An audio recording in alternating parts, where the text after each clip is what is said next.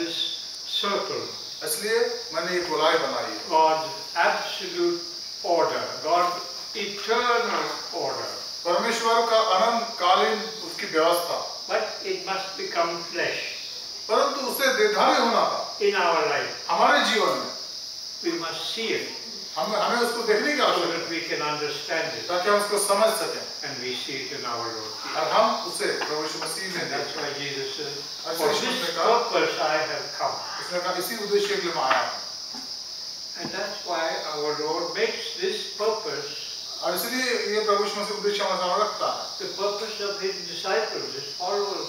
उसके उद्देश्यों का भी यही, उनके शिष्यों का भी यही उद्देश्य है। He gives the same commission to his disciples. और वो वही आज्ञा अपने शिष्यों को देता है। And he gives the same commission to his church. और वो यही उद्देश्य, यही आज्ञा कलीसिया को देता है। As the Father has sent me, उसने कहा जैसे पिता ने मुझे भेजा है, I send you. मैं तुम्हें भेजता हूँ।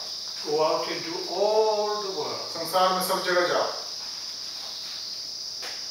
And so that is why इसलिए when we proclaim the kingdom of God, जब स्वर्ग राज्य this is our mission. की घोषणा करते थे, हमारे लिए लक्ष्य हो जाता। We cannot talk, we cannot preach about Jesus without preaching about the kingdom. प्रभु यीशु मसीह के बारे में स्वर्ग राज्य को प्रचार करने के बगैर हम प्रचार नहीं कर सकते। We cannot preach about the kingdom हम at the same time preaching about our Lord Jesus. जब तक हम स्वर्ग राज्य का प्रचार ना करें, हम यीशु मसीह का प्रचार नहीं कर सकते। They both belong together. दो एक दूसरे से जुड़े हुए हैं, एक दूसरे के पूरक हैं। This emphasis becomes part of our evangelistic task. और इसलिए ये जो घोषणा, ये जो लोगों सामने प्रचार करना है, हमारे सुसमाचार प्रचार का एक अभिन्न अंग बन जाता है। Jesus commenced his ministry, प्रभु यीशु ने अपनी सेवा की शुरुआत करी, proclaiming and preaching the kingdom of God. स्वर्ग राज्य की घोषणा करी, उसका प्रचार उसने करा।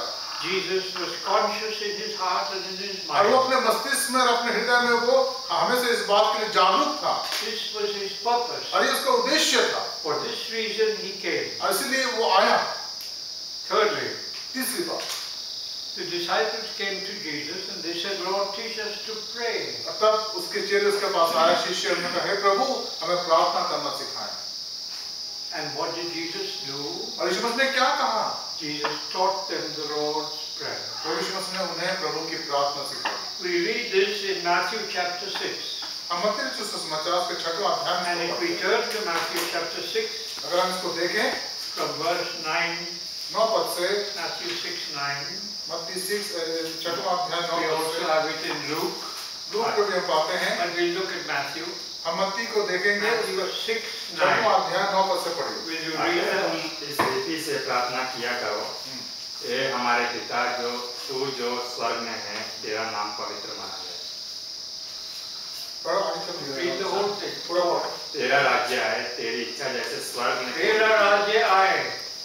See, I want to point out that the Lord's Prayer begins by praying for the kingdom. Tera Rajya Aye. Yes, we know. आगे पढ़ो। तेरी इच्छा जैसे स्वर्ग में पूरी होती है, वैसे ही पृथ्वी पर भी हो। हमारे दिन भर की रोटी आज हमें दे, जिस प्रकार हमने अपने अपराधियों को क्षमा किया है, वैसे ही तू भी हमारे अपराधों को क्षमा कर। हमें परीक्षा में न ला, परंतु बुराई से बचा, क्योंकि राज्य, पराक्रम और महिमा सदा तेरी। राज्य तेरी है.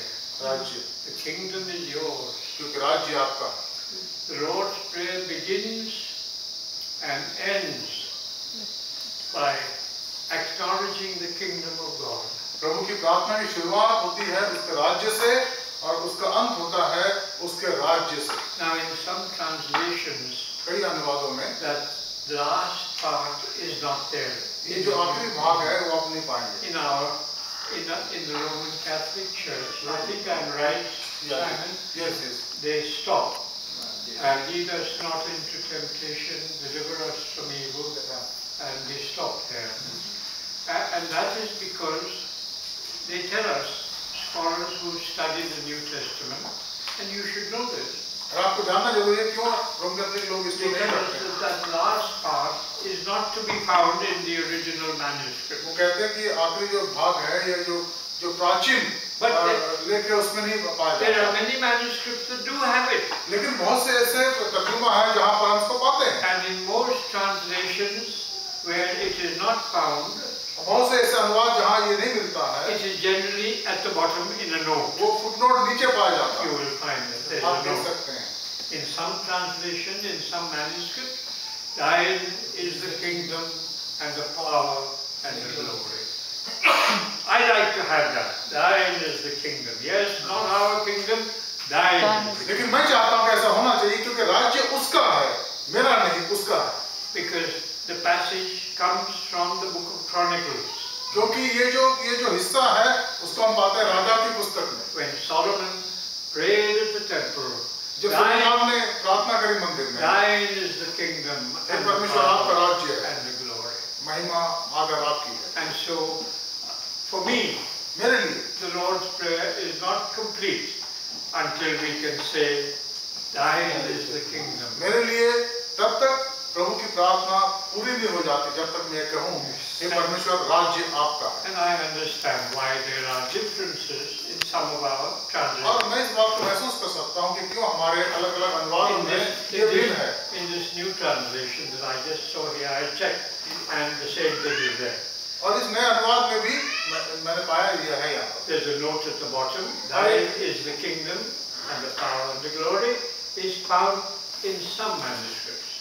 और वहाँ पर एक नोट दिया गया है कि कुछ तर्जुमा में पुराने में ये पाया जाता है। But in the old version, in the authorized version जो आपने पढ़ा है, and which is translated into Hindi and Marathi, it is there. लेकिन जो सुसमाचार जो किताब बाइबल आपके पास है, जो अनुवाद आपके पास है और स्टैंडर्ड वर्जन है ये हिंदी में मराठी में ये लिखी हुई है। So I say the Lord's Prayer, when Jesus said, when you pray, pray like this. इसलिए प्रभु की प्रार्थना में यीशु ने कहा कि जब तू प्रार्थना करे तो ऐसे प्रार्थना कर। This is the kingdom prayer. और इसलिए स्वर्ग राज्य की प्रार्थना है। It is a kingdom that God, it is a prayer that God's kingdom will come according to His will. और ये वो प्रार्थना है जहाँ पर लिखा है कि परमेश्वर का राज्य उसकी इच्छा में आएगा। And that is why इसलिए when we read that passage, और जब हम इसको पढ़ते हैं, हिस्से को पढ़ते हैं, this is a good subject वो बहुत ही अच्छा विषय है for preaching प्रचार करने के लिए on the various parts of the Lord's Prayer. प्रभु यीशु मसीह के प्रार्थना के अलग-अलग भागों के Because those are the elements which have to do with the kingdom. क्योंकि इस प्रार्थना में जो बातें लिखी हैं सबका संबंध उसके राज्य से है। Father who art in heaven, हमारे पिता है, हमारे पिता के